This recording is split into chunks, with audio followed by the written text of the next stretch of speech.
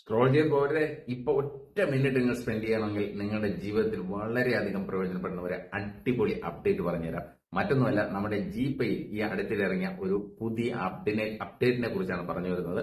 അതായത് സാധാരണ നമ്മൾ ജിപേ ചെയ്യുമ്പോൾ QR കോഡ് സ്കാൻ ചെയ്ത് UPI പിന്നൊക്കെ അടിച്ചാണല്ലോ നമ്മൾ പേ ചെയ്യുന്നത്.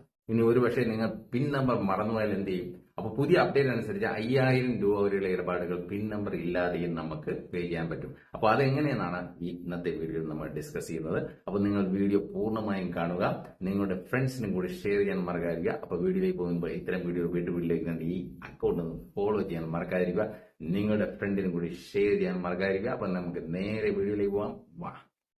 അപ്പോൾ ഇതിനുവേണ്ടി ആദ്യമായി നിങ്ങളുടെ ഫോണിലുള്ള ജിപേ ആപ്പ് ഒന്ന് ഓപ്പൺ ചെയ്യുക.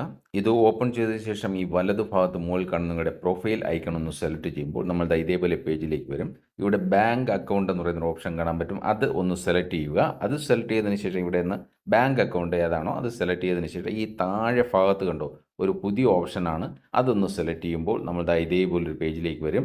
ഇവിടെ വലത് ഭാഗത്ത് കാണുന്ന ആ ഓപ്ഷൻ കണ്ടോ, അത് ഒന്ന് സെലക്ട് ചെയ്യുമ്പോൾ നമ്മളുടെ ഇതേപോലെ ഒരു പേജിലേക്കാണ് വരുന്നത്. അക്സെപ്റ്റ് ആൻഡ് എന്ന് പറയുന്ന ഒരു ഓപ്ഷൻ കണ്ടോ, അക്സെപ്റ്റ് എന്ന് പറയുന്ന ഓപ്ഷൻ അത് സെലക്ട് ചെയ്ത് കൊടുക്കുക. ഇത് സെലക്ട് ചെയ്ത് കൊടുക്കുമ്പോൾ നമ്മുടെ UPI പിൻ എൻ്റർ ചെയ്യാൻ പറയും.